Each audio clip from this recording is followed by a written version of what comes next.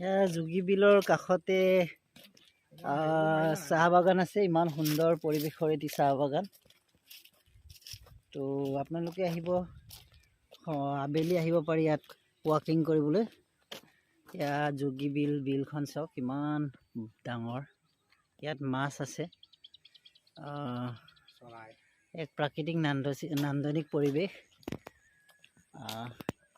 ইয়াত বাগান, চাহ বাগান আছে। আমি কিছু দূৰ আহিলোঁ, আমাৰ বিকাশ ছাৰ মই আহিছোঁ। আমি অকণমান খোজকাঢ়ি দিছোঁ।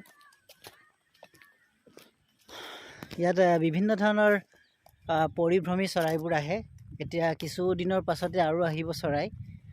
বহুত চৰাই এতিয়াও দেখিছোঁ, কিন্তু কিছুদিনৰ পাছতে খুব আৰু এসপ্তাহ 10 দিনৰ পাছতে আৰু বেলেগ বেলেগ প্ৰজাতিৰ পৰিভ্ৰমী চৰাইবোৰ ইয়াত আহি উপস্থিত হ'ব।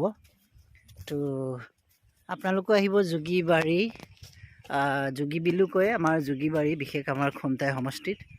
ইয়াত টাটুম টোকাৰীকে ইমান সুন্দৰৰূপে আমাৰ খুমটাই সমষ্টিৰ বিধায়ক মৃণাল শইকীয়া ডাঙৰীয়াই সুন্দৰকৈ তেখেতৰ প্ৰচেষ্টাত আচলতে খুমটাই সমষ্টিটো ইমান চাফ চিকুণ এক পৰিৱেশত গঢ় লৈ উঠিছে।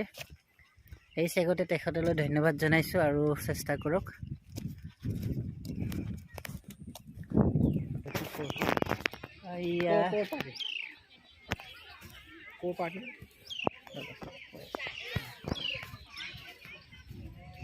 সকলো আমাৰ আমাৰ বনভোজস্থলীত পৰিৱেশবোৰ দেখাইছোঁ। ইয়াত বিভিন্ন প্ৰান্তৰ পৰা আহিছে মানুহবোৰ। কিডছ তেওঁলোকে এখন বিদ্যালয়ৰ তৰফৰ পৰা আহিছে। এনেধৰণে সুন্দৰকৈ কিডছসমূহ সজাই ৰাখিছে।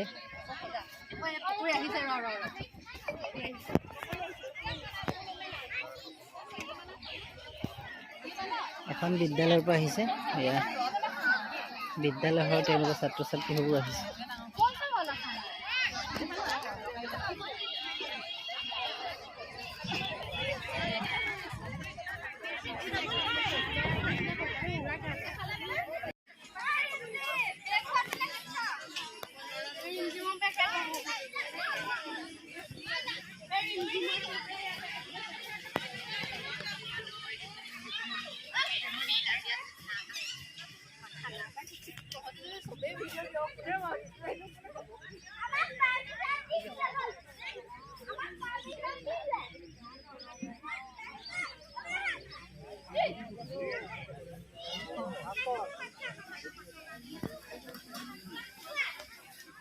এয়া जुगिबिলৰ আকৰ্ষণীয় দলং। ইমান সুন্দৰকৈ সজাই ৰাখিছে দলংখন, কাঠৰ দলং। বিশেষ চেলফি প্লেচ বুলি ক'লেও বেয়া নহয়, ইমান ধুনীয়াকৈ ৰাখিছে।